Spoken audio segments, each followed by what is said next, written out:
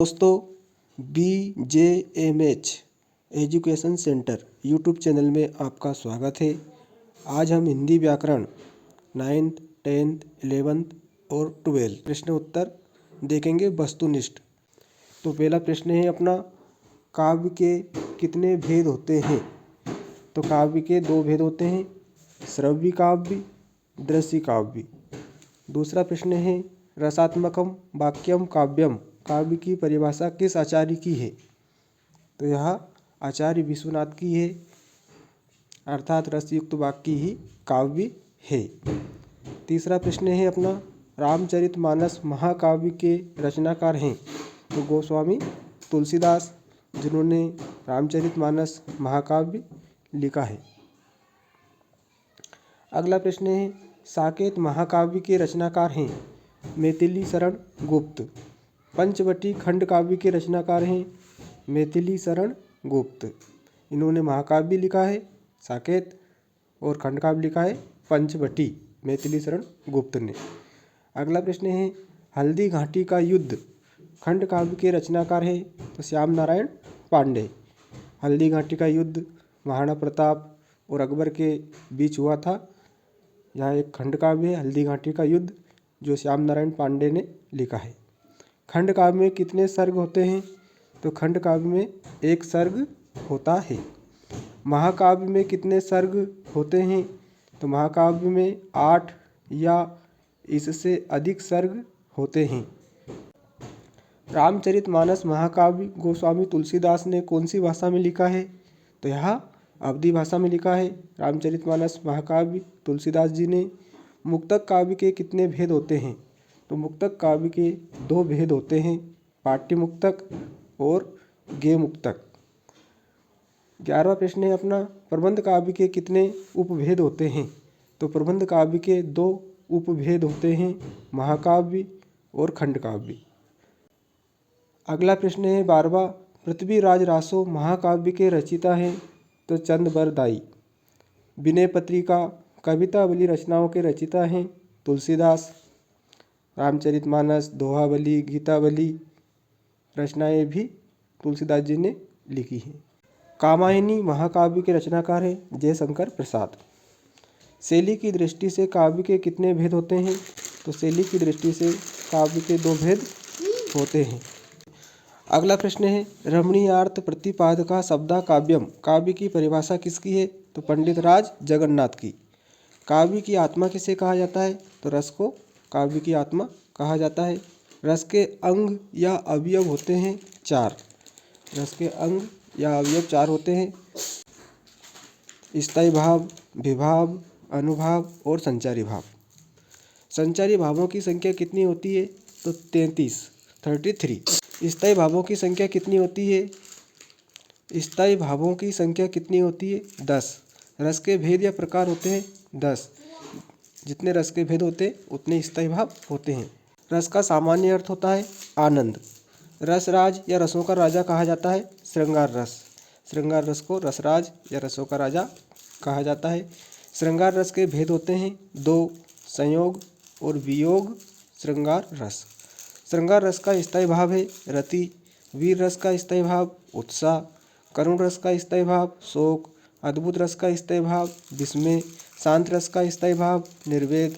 अलंकार का सामान्य अर्थ है आभूषण या गहना। अलंकार का सामान्य अर्थ होता है।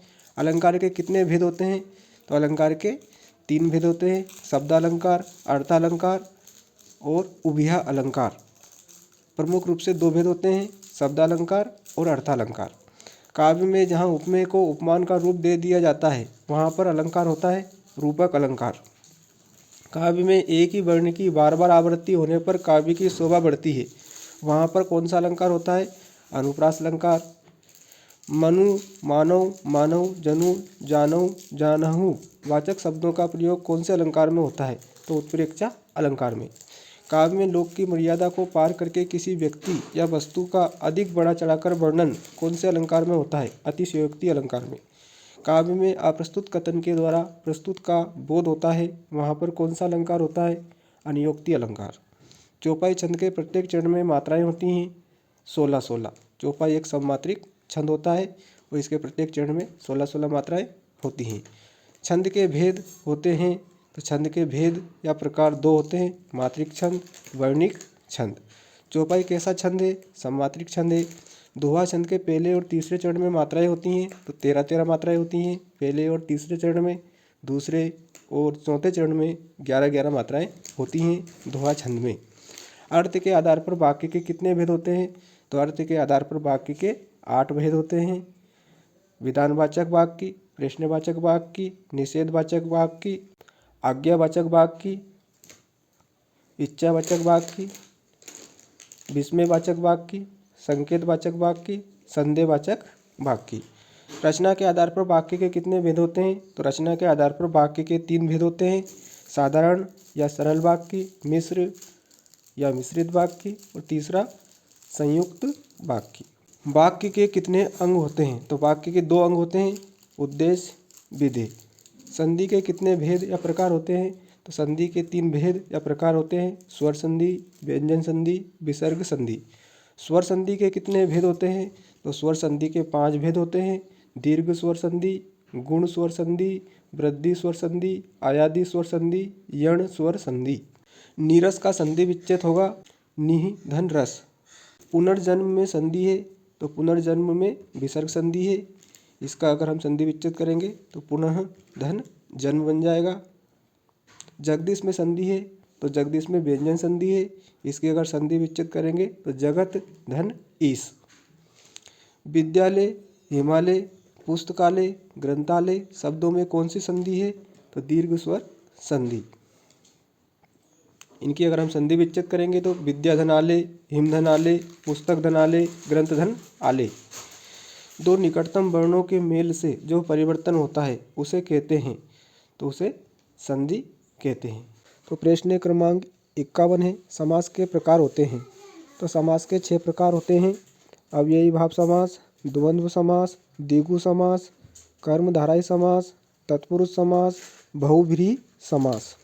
प्रश्न क्रमांक 52 है, सुख दुख में समास है। तो द्वंद्व समास है, इसमें दोनों पद प्रधान हैं और योजक चिन्ह लगा हुआ है दोनों शब्दों के मध्य। अगर हम इसका समास विग्रह करेंगे, सुख और दुख, इसका समास विग्रह होगा। सप्तऋषि में समास है, तो सप्तऋषि में द्विगु समास है। प्रथम पद संख्यावाचक है, सप्त अर्थात 7। अगर इसका हम समास विग्रह करेंगे तो 7 ऋषियों का समूह। कौन से समास में दोनों पद प्रधान होते हैं? तो द्वंद्व समास में। रसोई घर का समास विग्रह है, तो रसोई के लिए घर, इसमें तत्पुरुष समास है। अगला प्रश्न है 56वां, भक्ति काल का दूसरा नाम है पूर्व मध्य काल। भक्ति काल की समय सीमा है संवत 1375 से 1700 तक। आदिकाल का दूसरा नाम है, तो आदिकाल का दूसरा नाम वीरगाथा काल है। अगला प्रश्न देखते हैं हम, रीतिकाल का दूसरा नाम है, तो रीतिकाल का दूसरा नाम उत्तर मध्य काल है। रीतिकाल की समय सीमा है संवत 1700 से 1900 तक। आधुनिक काल का प्रारंभ होता है संवत 1900 से। नई कविता का प्रारंभ होता है सन 1950 से। हिंदी पद्य साहित्य का स्वर्ण युग कहलाता है भक्ति काल। छायावाद के प्रतिनिधि कवि हैं जयशंकर प्रसाद, छायावाद के प्रतिनिधि कवि हैं। अगला प्रश्न देखते हैं हम, कामायनी महाकाव्य कौन से युग की रचना है? तो छायावादी युग की रचना है। कामायनी महाकाव्य के रचनाकार जयशंकर प्रसाद हैं। छायावाद युग का समय है सन 1920 से 1936 तक। प्रयोगवाद के जनक हैं, तो प्रयोगवाद के जनक अज्ञे हैं। अज्ञे का पूरा नाम सच्चिदानंद हीरानंद वात्स्यायन अज्ञे है। प्रयोगवाद की समय सीमा है, तो प्रयोगवाद की समय सीमा सन 1943 से 1950 तक। हरी घास पर क्षण भर रचना किस लेखक की है? तो अज्ञे की है। प्रगतिवादी युग की समय सीमा है सन 1936 से 1943 तक। अगला प्रश्न है, राम भक्ति काव्य धारा के प्रतिनिधि कवि हैं? तो गोस्वामी तुलसीदास। कृष्ण भक्ति काव्य धारा के प्रतिनिधि कवि हैं सूरदास। बात्सल रस का सम्राट कहा जाता है? तो बात्सल रस का सम्राट सूरदास जी को कहा जाता है। अगला प्रश्न है, प्रेमाश्रय शाखा के प्रतिनिधि कवि हैं जायसी। इनका पूरा नाम मलिक मोहम्मद जायसी है। ज्ञानाश्रय शाखा के प्रतिनिधि कवि हैं कबीरदास। हिंदी की प्रथम एकांकी मानी जाती है? तो हिंदी की प्रथम एकांकी एक घूंट मानी जाती है, जिसके रचनाकार जयशंकर प्रसाद हैं। एकांकी में कितने अंक होते हैं? एकांकी में 1 अंक होता है। हिंदी की प्रथम कहानी मानी जाती है? तो हिंदी की प्रथम कहानी इंदुमती को माना जाता है, जिसके रचनाकार किशोरी लाल गोस्वामी हैं। उपन्यास सम्राट किसे कहा जाता है? तो मुंशी प्रेमचंद को उपन्यास सम्राट कहा जाता है। अगला प्रश्न है, हिंदी का प्रथम उपन्यास माना जाता है? तो हिंदी का प्रथम उपन्यास परीक्षा गुरु को माना जाता है, जिसके रचनाकार लाला श्रीनिवास दास हैं। कहानी या कथा सम्राट कहा जाता है? तो मुंशी प्रेमचंद को कहा जाता है। नाटक सम्राट कहा जाता है? नाटक सम्राट जयशंकर प्रसाद को कहा जाता है। आचार्य महावीर प्रसाद द्विवेदी ने कितने निबंधों के हिंदी अनुवाद किए हैं? तो 23 निबंधों के हिंदी अनुवाद आचार्य महावीर प्रसाद द्विवेदी ने किए हैं। अगला प्रश्न देखते हैं हम, संस्मरण का अर्थ है? तो संस्मरण का अर्थ है सम्यक या भली भांति स्मरण करना। रिपोर्टाज कौन सी भाषा का शब्द है? तो फ्रेंच भाषा का शब्द है। बिहारी किस काल के कवि हैं? रीतिकाल के। बीजक रचना के रचनाकार हैं? तो बीजक रचना के रचनाकार कबीरदास जी हैं। कबीरदास जी की एक ही रचना है बीजक, जिसको 3 भागों में बांटा गया है, साकी, सबद, रमेनी। 9 2 11 होना मुहावरे का अर्थ है भाग जाना। टेढ़ी खीर मुहावरे का अर्थ है कठिन कार्य।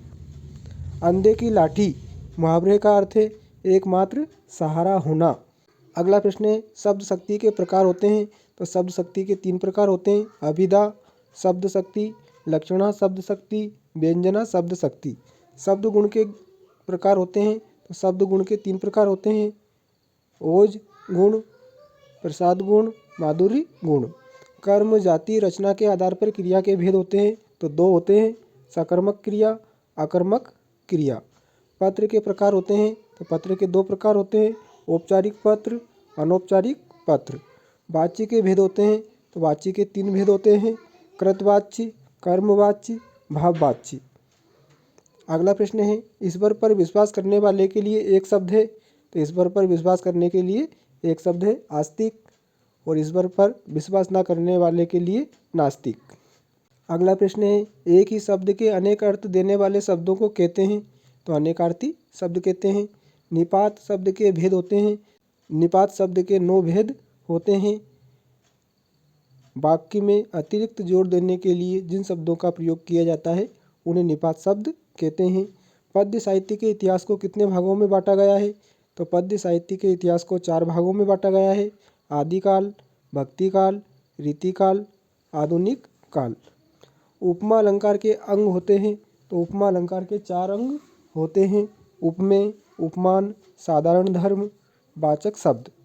101वां प्रश्न है अपना, सामान्यतः जब श्लेष अलंकार युक्त पद हो तो कौन सी शब्द शक्ति होती है? तो वहाँ पर व्यंजना शब्द शक्ति होती है। लक्षणा शब्द शक्ति के 80 भेद स्वीकार करने वाले विद्वान हैं? तो आचार्य विश्वनाथ हैं, जिन्होंने लक्षणा शब्द शक्ति के 80 भेद या प्रकार बताए हैं। शब्द का अर्थ बोध कराने वाली शक्ति है शब्द शक्ति। किसे शब्द की प्रथमा शब्द शक्ति कहते हैं? तो अभिधा शब्द शक्ति को प्रथमा शब्द शक्ति कहते हैं, क्योंकि यह शब्द शक्ति प्रथम शब्द शक्ति होती है। अगला प्रश्न है अपना, मुहावरों और लोकोक्तियों में जिस शब्द शक्ति के जरिए अर्थ ग्रहण किया जाता है वह है? तो वह लक्षणा शब्द शक्ति है। मुहावरे और लोकोक्तियाँ युक्त वाक्य जो होते हैं उनमें लक्षणा शब्द शक्ति होती है। हे प्रभु आनंद दाता ज्ञान हमको दीजिए में गुण है? तो इसमें प्रसाद गुण है। जहाँ कारण के बिना भी कार्य होता है वहाँ कौन सा अलंकार होता है? तो वहाँ विभावना अलंकार होता है। अगला प्रश्न है अपना, जिस काव्य रचना को सुनने से मन में उत्तेजना पैदा होती है उस कविता में कौन सा गुण होता है? तो उसमें ओज गुण होता है, जहाँ पर उत्तेजना, उत्साह, जोश हो। कवित छंद के प्रत्येक चरण में वर्ण होते हैं? तो कवित छंद के प्रत्येक चरण में 31 वर्ण होते हैं। दोहा छंद का विपरीत छंद कौन सा है? तो दोहा छंद का विपरीत छंद सोरठा छंद है। मात्राओं के आधार पर दोहा छंद का विपरीत छंद सोरठा छंद होता है। जहाँ उपमेय में अनेक उपमानों की शंका होती है वहाँ कौन सा अलंकार होता है? तो वहाँ भ्रांतिमान अलंकार होता है। ज्यों ज्यों बूढ़े श्याम रंग त्यों त्यों उज्ज्वल होई, इस पंक्ति में कौन सा अलंकार है? तो इसमें विरोधाभास अलंकार है। वक्रोक्ति का अर्थ है, तो वक्रोक्ति का अर्थ होता है टेढ़ा मेढ़ा कथन। रोला छंद के विषम चरणों में मात्राएं होती हैं, तो रोला छंद के विषम चरणों में 11-11 मात्राएं होती हैं। एक भारतीय आत्मा के नाम से किसे जाना जाता है? माखनलाल चतुर्वेदी जी को। अस्थिर मनोविकारों को कहा जाता है, संचारी भाव कहा जाता है। लोकायतन महाकाव्य के रचयिता हैं सुमित्रानंदन पंत। नायक के संपूर्ण जीवन का चित्रण किस काव्य में होता है? तो महाकाव्य में होता है। रामचंद्रिका रचना के रचयिता हैं केशवदास। रीतिकालीन काव्य को कितनी धाराओं में विभाजित किया गया है? तो 3 धाराओं में विभाजित किया गया है। रीति सिद्ध, रीतिबद्ध, रीति मुक्त काव्य धारा। पीपर पात सरसी मन डोला, यह किस अलंकार का उदाहरण है? तो यह उपमा अलंकार का उदाहरण है। कुंडलियाँ किन छंदों से मिलकर बना होता है? तो कुंडलियाँ 2 छंदों से मिलकर बना होता है, दोहा और रोला। आजन्म शब्द में समास है, तो अब यही भाव समास है। अगर हम इसका समास विग्रह करेंगे तो जन्म पर्यंत। महाभारत के रचयिता हैं तो महर्षि वेदव्यास। 2 वर्णों के मेल से जो परिवर्तन होता है उसे कहते हैं, तो उसे संधि कहते हैं। बिहारी रीतिकाल की कौन सी काव्य धारा के कवि हैं? तो बिहारी रीतिकाल की रीतिसिद्ध काव्य धारा के कवि हैं। हिंदी की सबसे लोकप्रिय विधा है कहानी। खड़ी बोली में रचित प्रथम महाकाव्य का नाम प्रिय प्रवास। क्रिया की विशेषता का बोध कराने वाले शब्द क्या कहलाते हैं? तो क्रिया विशेषण कहलाते हैं। अगला प्रश्न है, हिंदी के सर्वाधिक लोकप्रिय महाकाव्य का नाम है? तो रामचरितमानस। सरस्वती के विख्यात संपादक का नाम महावीर प्रसाद द्विवेदी। विभावानुभाव संचारी भाव संयोग दृश निष्पत्ति, यह सूत्र किसका है? तो यह भरत मुनि का सूत्र है। विभावानुभाव संचारी संयोग दृश निष्पत्ति। अगला प्रश्न है, घृणा को उत्पन्न करने वाले दृश्यों का वर्णन होने पर रस होता है, तो विभत्स रस होता है। आकाशदीप, आंधी और इंद्रजाल कहानी संग्रह कौन से कवि के हैं? तो जयशंकर प्रसाद के हैं। जयशंकर प्रसाद की प्रसिद्ध कहानियाँ हैं आकाशदीप, आंधी और इंद्रजाल। आदरबोधक निपात में किस शब्द का प्रयोग होता है? तो जी। जिस समास में प्रथम पद हमेशा संख्या समूह का बोध कराए उसे कहते हैं, तो उसे द्विगु समास कहते हैं। शब्द युग्म के भेद या प्रकार होते हैं, तो 6 भेद होते हैं। हालाबाद के प्रवर्तक कवि हैं हरिवंश राय बच्चन। 10वां रस माना जाता है, वात्सल रस को 10वां रस माना जाता है। कौन सा रस हमारे मन में उत्साह का संचार करता है? तो उत्साह और जोश का संचार वीर रस करता है। रामचरितमानस के राम लक्ष्मण परशुराम संवाद में किस रस की अनुभूति होती है? तो वीर रस की। वे विभिन्न शब्द जिनका स्रोत संस्कृत नहीं है, भारत में ग्राम्य क्षेत्रों अथवा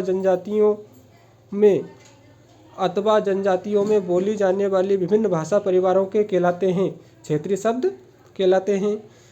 अगला प्रश्न है, राष्ट्रभाषा के लिए प्रयुक्त किए जाने वाला शब्द है संपर्क भाषा। राजभाषा को अंग्रेजी में कहते हैं ऑफिशियल लैंग्वेज। ऐसे वाक्य जिनमें प्रार्थना, इच्छाएं, आशीष प्रकट होता है कहलाते हैं इच्छावाचक वाक्य। जिस वाक्य में एक ही संज्ञा और एक ही क्रिया का प्रयोग होता है उसे सरल वाक्य या साधारण वाक्य कहते हैं। काठ की हांडी बार बार नहीं चढ़ती का अर्थ है छल कपट का व्यवहार हमेशा नहीं चलता। श्रृंगार रस, शांत रस, करुण रस की प्रधानता कौन से गुण में होती है? तो माधुर्य गुण में होती है। हिंदी दिवस मनाया जाता है 14 सितंबर को। बिंदे के वासी उदासी, तपोव्रतधारी महा, बिनु नारी दुखारे, पंक्तियों में कौन सा रस है? हास्य रस। प्रश्न क्रमांक 151 है, उत्पत्ति के आधार पर शब्द के प्रकार होते हैं। उत्पत्ति के आधार पर शब्द के 4 प्रकार होते हैं, तत्सम, तद्भव, देशज, विदेशी। रचना के आधार पर शब्द के प्रकार होते हैं, तो 3 होते हैं। रचना के आधार पर रूढ़ शब्द, यौगिक शब्द, योग रूढ़ शब्द। गेय मुक्तक को और क्या कहते हैं? तो परगीत कहते हैं। मुक्तक काव्य के भेद होते हैं, तो मुक्तक काव्य के 2 भेद होते हैं, पाठ्य मुक्तक, गेय मुक्तक। गद्य पद्य मिश्रित रचना को कहते हैं चंपू काव्य कहते हैं। गजल में लिखी जाने वाली हर लाइन या पंक्ति कहलाती है मिसरा। अगला प्रश्न है, दुर्मिल सवैया को क्या कहते हैं? चंद्रकला। बात का धनी होना, मुहावरे का अर्थ है जुबान का पक्का होना। अगला प्रश्न देखते हैं हम, कंदा का तत्सम रूप क्या है? तो कंदा का तत्सम रूप स्कंद है। वह फटाफट गाड़ी पर चढ़ गया, इसमें फटाफट क्या है? तो यह रीतिवाचक क्रिया विशेषण है। ये लड़के दिन भर उधम मचाते हैं। वाक्य में दिन भर क्या है? तो यह कालवाचक क्रिया विशेषण है। 40 चौपाइयों वाली रचना को क्या कहते हैं? तो चालीसा कहते हैं। अगला प्रश्न है, रेखा चित्र को अंग्रेजी में क्या कहते हैं? स्केच। जिस समास का प्रथम पद विशेषण और दूसरा पद विशेष्य हो उसे कहते हैं, तो उसे कर्मधारय समास कहते हैं। जो दूसरों का उपकार मानता हो उसके लिए एक शब्द है कृतज्ञ। जो दूसरों का उपकार ना मानता हो कृतघ्न।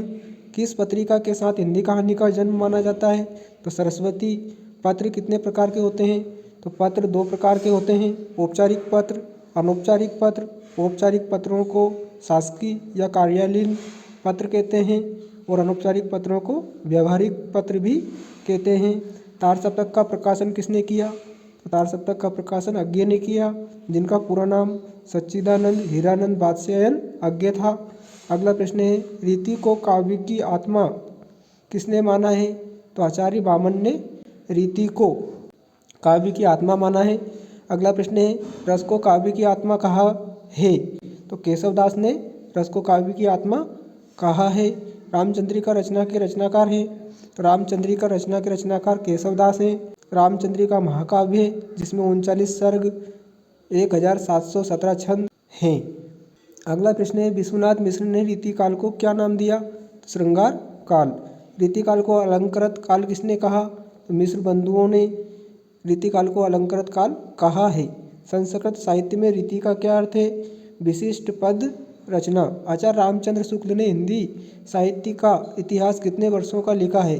तो 1000 वर्षों का। अगला प्रश्न है, किसके द्वारा लिखा गया हिंदी साहित्य का इतिहास सर्वमान्य है? आचार्य रामचंद्र शुक्ल द्वारा। आचार्य रामचंद्र शुक्ल ने हिंदी पद्य साहित्य के इतिहास को 4 भागों में बांटा है, आदिकाल, भक्तिकाल, रीतिकाल और आधुनिक काल, जो सर्वमान्य है। अगला प्रश्न है, हिंदी का पहला नाटक है नहुस, जिसके रचनाकार गोपाल चंद्र गिरिधर दास हैं। अगला प्रश्न है, महाकवि के नाम से प्रसिद्ध हैं? तो सूरदास जी। महाप्राण के नाम से कौन प्रसिद्ध है? निराला, जिनका पूरा नाम सूर्यकांत त्रिपाठी निराला है। कठिन काव्य का प्रेत किस कवि को कहा जाता है? तो केशवदास को कहा जाता है। हृदयहीन कवि कौन है? केशवदास। आधुनिक प्रेमचंद कौन है? जैनेन्द्र कुमार। आधुनिक तुलसीदास कौन है? मैथिली शरण गुप्त। आधुनिक कबीर कौन है? नागार्जुन। आधुनिक मीरा के नाम से प्रसिद्ध है? तो महादेवी वर्मा आधुनिक युग की मीरा हैं। अगला प्रश्न है, भारतेंदु युग के प्रवर्तक कवि हैं? भारतेंदु हरिश्चंद्र। द्विवेदी युग के प्रवर्तक महावीर प्रसाद द्विवेदी। प्रयोगवादी युग के प्रवर्तक अज्ञे। प्रकृति के सुकुमार कवि हैं? सुमित्रा नंदन पंत। अगला प्रश्न है, स्थायी भाव का परिपक्व रूप ही रस है, किसने कहा? रामदहन मिश्र ने। अगला प्रश्न है, विभाव के भेद होते हैं? तो विभाव के 2 भेद होते हैं, आलम्बन विभाव, उद्दीपन विभाव। श्रृंगार रस के भेद होते हैं? तो श्रृंगार रस के भी 2 भेद होते हैं, संयोग श्रृंगार रस, वियोग श्रृंगार रस। अगला प्रश्न है, संचारी भावों की संख्या होती है? तो 33 होती है। स्थायी भावों को उद्दीप्त करने वाले कारक विभाव। महाकाव्य का कलेवर होता है विस्तृत। खंड काव्य में जीवन का कैसा चित्रण होता है? इसमें खंड चित्रण होता है, अर्थात एक भाग का ही चित्रण होता है। उल्टी गंगा बहाना मुहावरे का अर्थ है विपरीत कार्य करना। यदि गद्य कवियों की कसौटी है तो निबंध गद्य की कसौटी है। यहाँ निबंध की परिभाषा किसने दी है? तो यहाँ आचार्य रामचंद्र शुक्ल ने दी है। अगला प्रश्न है, सूत्रात्मक शैली के प्रणेता हैं? आचार्य रामचंद्र शुक्ल। अगला प्रश्न है, काव्य में सदुक्कड़ी या पंचमेल खिचड़ी भाषा का प्रयोग किसने किया है? कबीरदास जी ने किया है। स्थूल के प्रति सूक्ष्म का विद्रोही छायावाद है। छायावाद की परिभाषा किसने दी? तो यहाँ डॉक्टर नागेंद्र ने दी है। अगला प्रश्न है, कबीर निर्गुण भक्ति की किस शाखा के प्रतिनिधि कवि हैं? तो ज्ञान मार्गी शाखा के प्रतिनिधि कवि हैं कबीरदास जी। 10वां रस किसे कहते हैं? 10वां रस वात्सल रस होता है। अगला प्रश्न है, नई कविता के प्रमुख हस्ताक्षर कौन है? तो गजानन माधव मुक्तिबोध।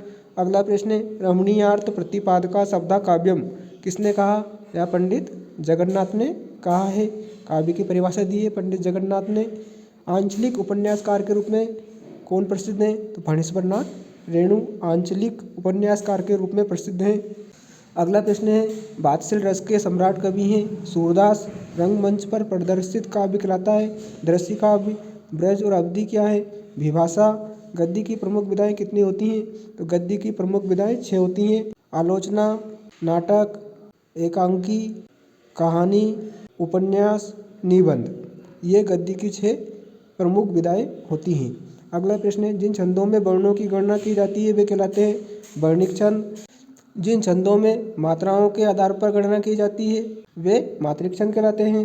अगला प्रश्न है, मुद्रण की शुरुआत हुई चीन में। अगला प्रश्न है, हरिवंश राय बच्चन की प्रमुख रचनाएं हैं मधुशाला, मधुबाला, मधुकलश। अगला प्रश्न है, कविता के शाब्दिक अनुशासन को क्या कहते हैं? छंद कहते हैं। संवाददाताओं के बीच काम के विभाजन को क्या कहते हैं? तो बीट कहते हैं। अगला प्रश्न है अपना, अरे तुम कब आए वाक्य है विस्मयवाचक। आधुनिक काल के प्रवर्तक कवि हैं भारतेंदु हरिश्चंद्र। किस कवि की पहचान एक बिंबधर्मी कवि के रूप में है? शमशेर बहादुर। छंद में अल्प विराम को कहते हैं यति। सर्कुलर को हिंदी में कहते हैं परिपत्र। हिंदी का पहला साप्ताहिक पत्र उदंत मार्तंड। बिहारी रीतिकाल की किस काव्य धारा के कवि हैं? तो रीतिसिद्ध काव्य धारा के कवि हैं। बिहारी की एक ही रचना है बिहारी सतसई, जिसमें 719 दोहे हैं। श्लेष एवं काकू कौन से अलंकार के भेद हैं? तो वक्रोक्ति अलंकार के।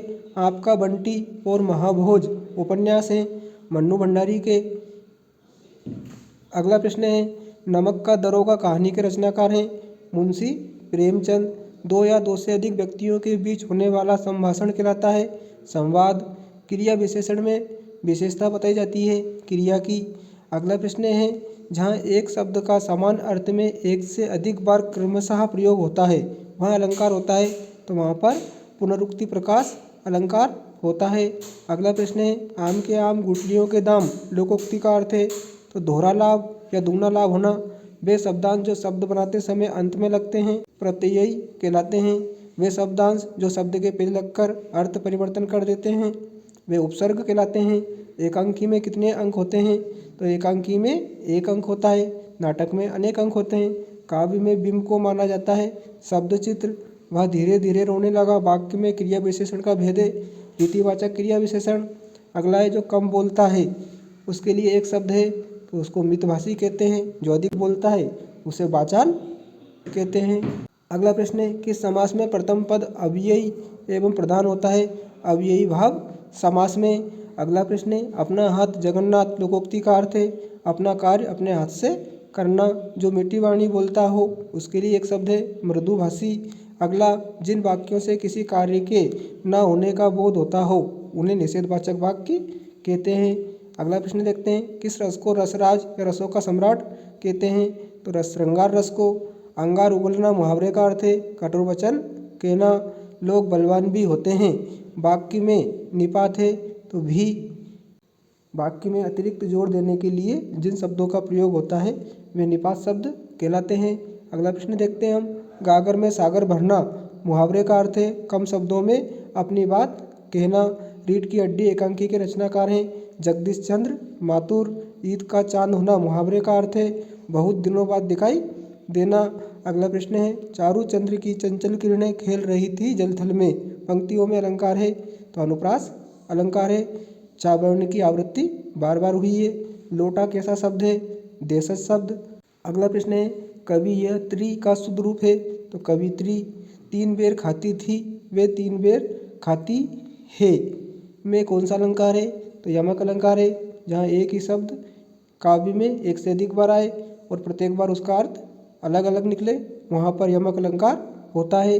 अगला प्रश्न है, जगदीश का संधि विच्छेद है तो जगत धन ईश, और इसमें व्यंजन संधि है। पद्मावत महाकाव्य के रचनाकार हैं तो पद्मावत महाकाव्य के रचनाकार मलिक मोहम्मद जायसी हैं। मलिक मोहम्मद जायसी निर्गुण शाखा के प्रेम मार्गी शाखा के प्रतिनिधि कवि हैं।